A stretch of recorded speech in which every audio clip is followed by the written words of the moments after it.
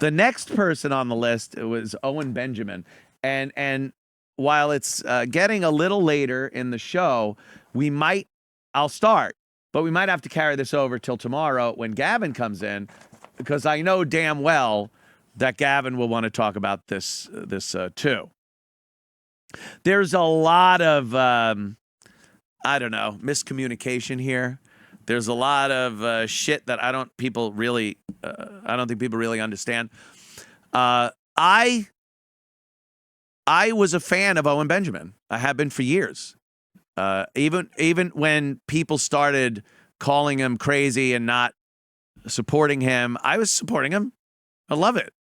The thought that this guy was one of the Hollywood people, he was ensconced in that whole lifestyle, and then decides, I'm going to say, fuck you. I'm getting a wife. We're going to move to Idaho or Washington, wherever the fuck, and raise a family and hunt and farm and then I'll just pop on and play piano and discuss shit. Awesome. Could you imagine, could anyone that knows me in my OCD, could you imagine me hearing that situation?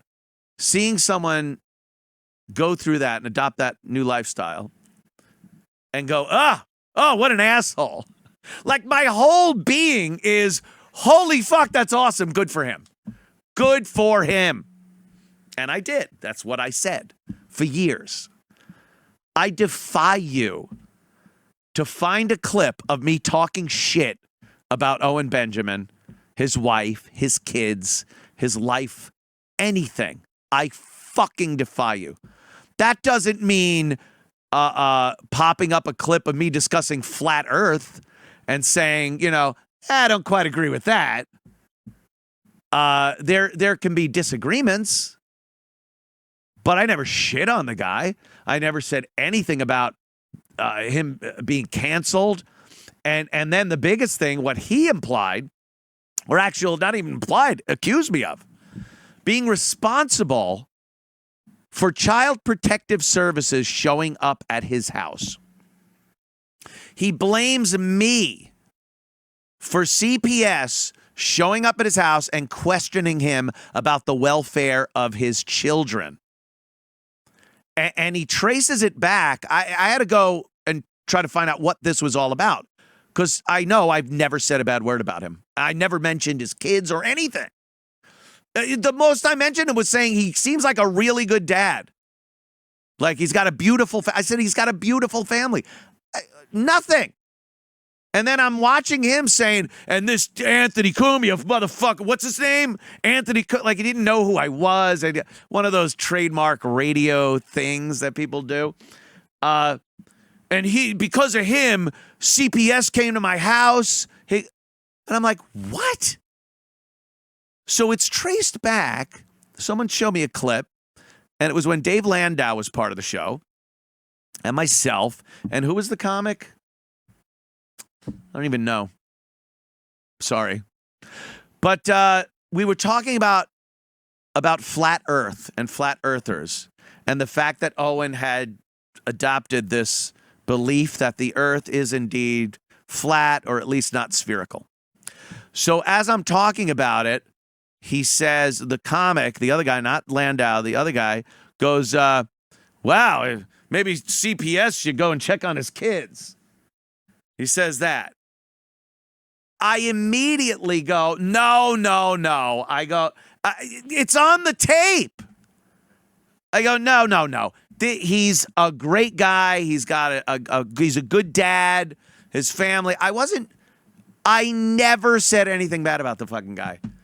And then the next thing I see recently is him fucking shitting on me for getting Child Protective Services sent to his house.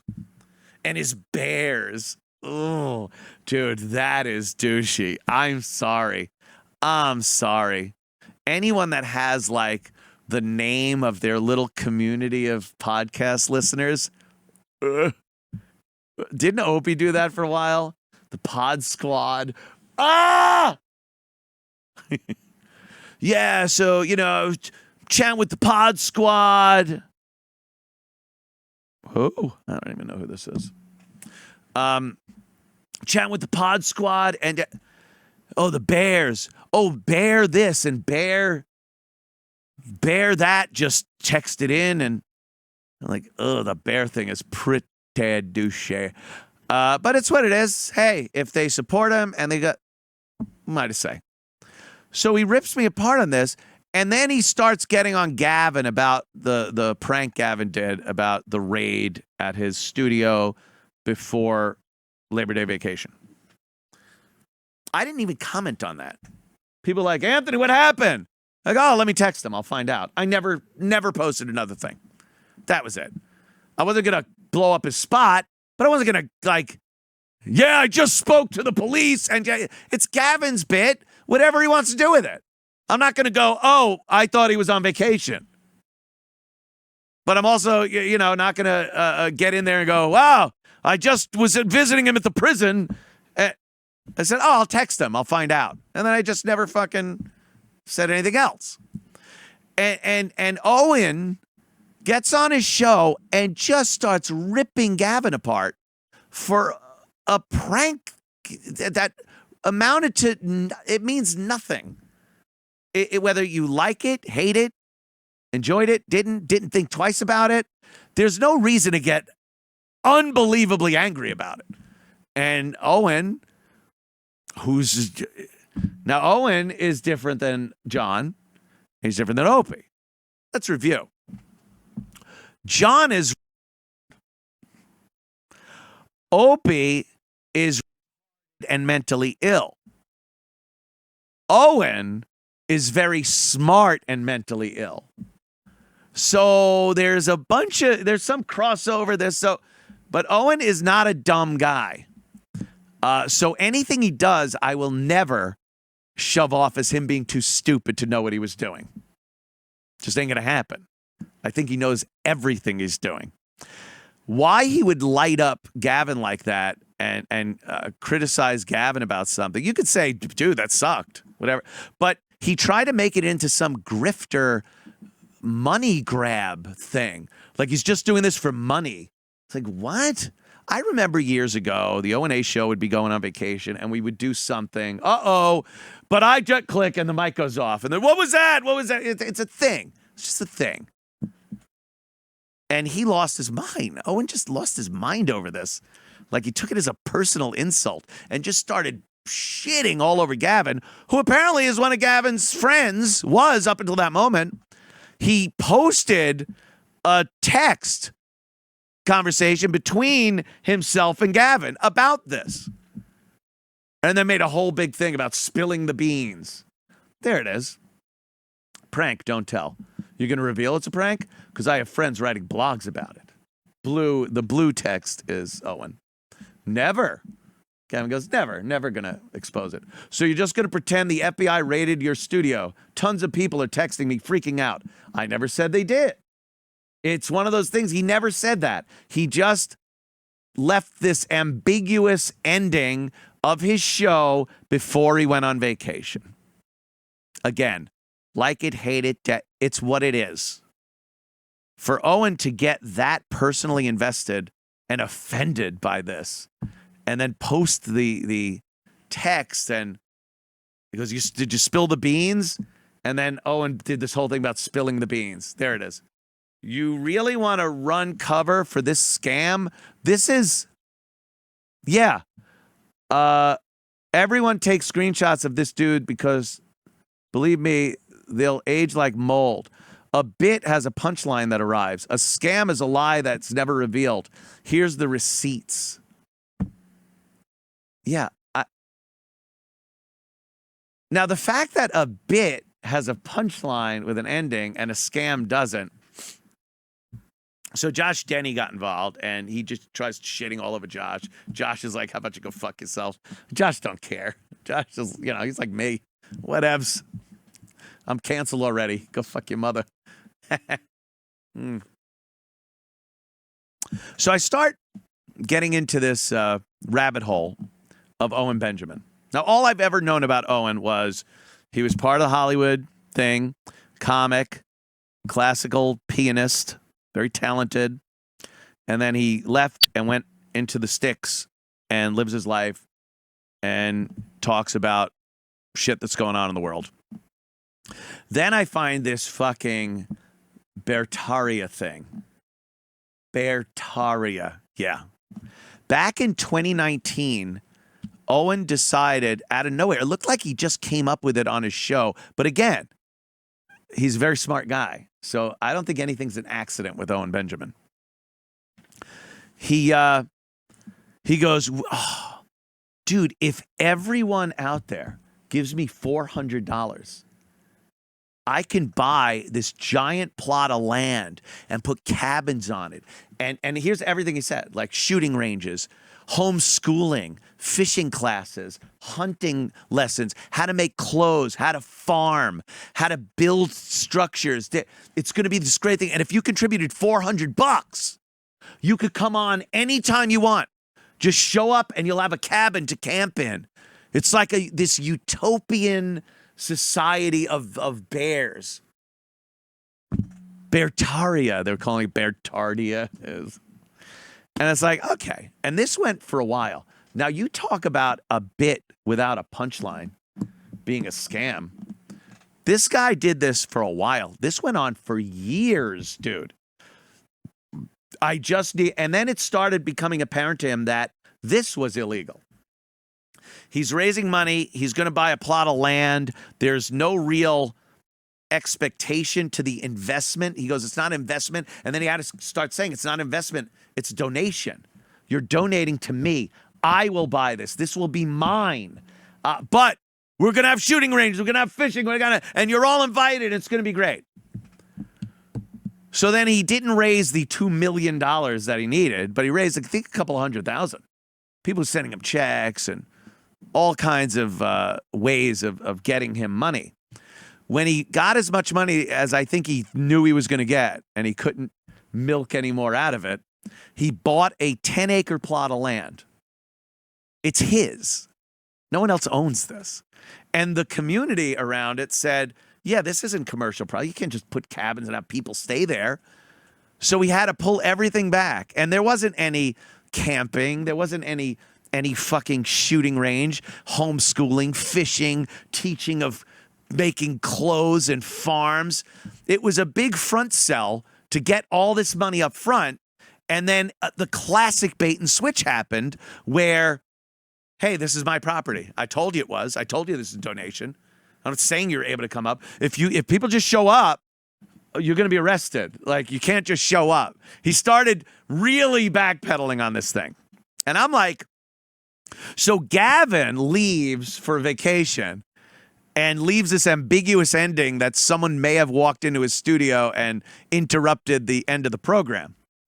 Or a guy that for 2 years bilked $400 at least from his listeners, each listener, viewer, to buy property that he solely owns to build a house on for him and his family that was supposedly sold to the audience as a great opportunity to be part of this utopian bear society, and then told, no, I own this, and, you're not allowed to come up here. And which one sounds a little more grifterish?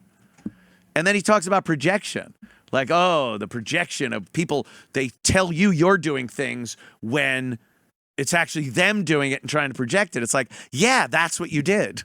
That's exactly what you just fucking did. And again, who am I? I'm going to shit on Owen for doing that? If your listeners are that dumb, and then people, I love this too. Well, what are you doing? It's what I said earlier.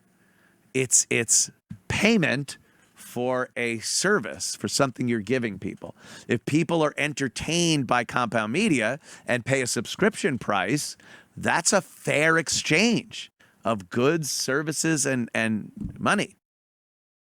If you tell people under the guise that they're going to be able to go camping and shooting and fishing for $400 anytime they want on this magnificent utopian society's property, and then at the end, you buy 10 acres with their money and build a house on it and tell them they're not allowed to show up when they want.